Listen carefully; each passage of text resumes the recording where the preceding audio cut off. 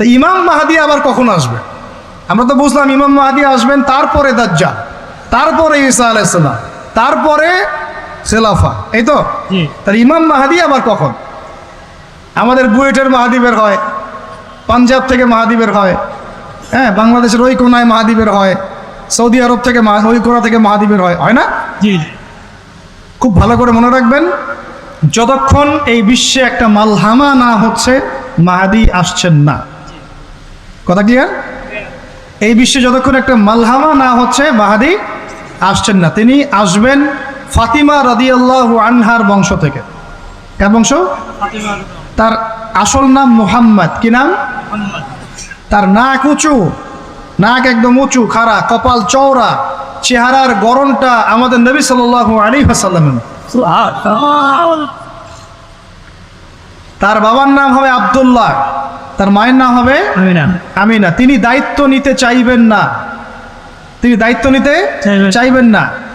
তিনি দায়িত্ব না নেওয়ার জন্যে মদিনা থেকে পালিয়ে মক্কায় চলে আসবেন। ভয়ে আমাকে দায়িত্ব দিও না, এই ভয়ে। ও তিনি আরবি ভাষায় কথা বলবেন, বাংলা ভাষায় না। এখনকার মাহাদিরা পাঞ্জাবি ভাষায়, বাংলা ভাষায় কথা বলে, ঠিক আছে?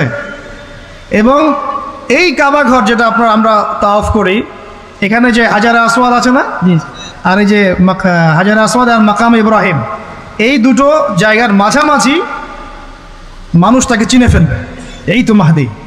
তার হাতে মানুষ বয়াত নেবে 313 জন। কতজন? ওই তালুত বাহিনীটা 313, বদরও 313, এখানেও 313। এবার শুরু হবে আসন খেল। এবার প্রথমে ওই আরবেরই একটা গোত্র বনু কালব। কোন গোত্র? এই বনু কালব এই ইমাম মাহদির বিরুদ্ধে যুদ্ধ করবে, আর মাহদি এই যুদ্ধে জয়লাভ করবেন ইনশাআল্লাহ। তারপরে সিরিয়া, শাম থেকে, শাম মানে শুধু সিরিয়াই না, ওই পুরো অঞ্চলটাই শাম, ওখান থেকে একটা দল আসবে এই মাহদির সাথে যুদ্ধ করার জন্যে। আল্লাহ পাক তাদেরকে মক্কা মদিনার মাঝখানে বাইদা নামক জায়গায় ধসিয়ে দেবে। কোন জায়গা? বাইদা। এটাই সেই চিহ্ন যেটা প্রমাণ করবে যে এই ব্যক্তি মাহদি। কথা বুঝতে পারছি? এরপরে মুসলমানদের আর কোনো পতন নাই, আর পিছনে ফিরে তাকানোর কোনো সুযোগ নাই। মুসলমানরা আর মাথা নিচু করবে না ইনশাল্লাহ কোনো দিনের জন্য। তারপর চলতে থাকবে খালি ইসলামের বিজয় আর বিজয় আর বিজয় আর বিজয়। আল্লাহু আকবার। এভাবে চলবে। তবে মাহদি কখন আসবেন? আগে মালহামা, তারপর মাহদি। মালহামা কি তাহলে?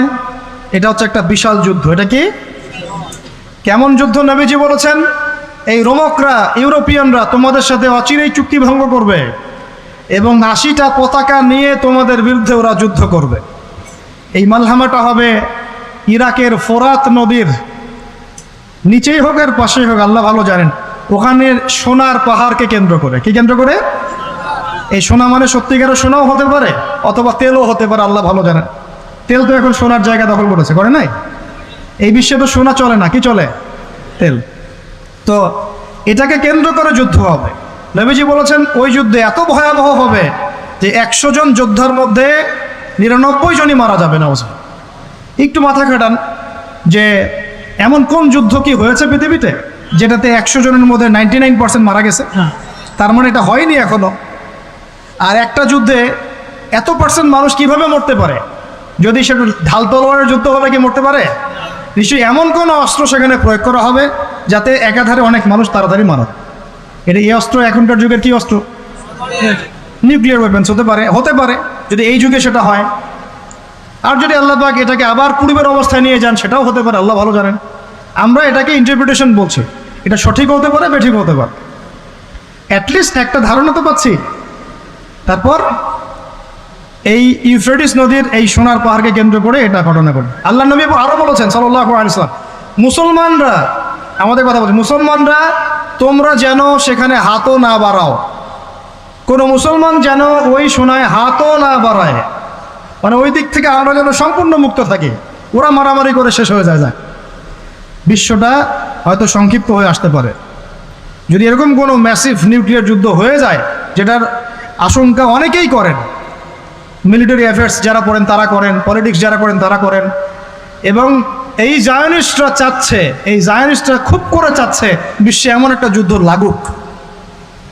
একবার ইউক্রেন রাশিয়ার ইস্যু তুলে দেয়, একবার সিরিয়ার ইস্যু তুলে দেয়, একবার একবার আফগান ইস্যু তুলে দেয়, একবার ইরাকে ইস্যু তুলে দেয়, একবার প্রথম বিশ্বযুদ্ধ লাগায়, একবার দ্বিতীয়টা লাগায়, ওরা খুব করে যাচ্ছে যেন আরও একটা লাগে। এবার যদি লাগে তাহলে এটা কনভেনশনাল যুদ্ধ হবে না, এটা দেখবেন একটা নিউক্লিয়ার যুদ্ধ হয়ে গেছে। সেটা হয়ে গেলে ওয়ার্ল্ডের আয়তন আর এমন থাকবে কিনা আল্লাহ ভালো জানে। এগুলো ভাবতে হবে এবং আমাদের করণীয় ফিক্স করতে হবে। তবে করণীয় ওই কথাগুলো যেগুলো আগে বলেছি। যদি কিয়ামত হতে আর একদিনও বাকি থাকে, করণীয় এগুলোই থাকবে, চেঞ্জ হবে না, তাই না? কিয়ামত হতে যদি একদিনও বাকি থাকে তাহলেও আমাদের কাজ ইলম অর্জন, আমল করা, পরিবার ঠিক করা, হালাল খাওয়া, বেশি বেশি তাজকিয়া, দাওয়াত ও জিহাদ। আর কোনো আমল আছে আমাদের? এইগুলোই কাজ। তো এগুলো হচ্ছে বিশ্বের ভবিষ্যৎ। আল্লাহ রাব্বুল আলামিন আমাদের সবাইকে এই বিষয়গুলোর জন্য প্রস্তুত থাকার তৌফিক দান করুন।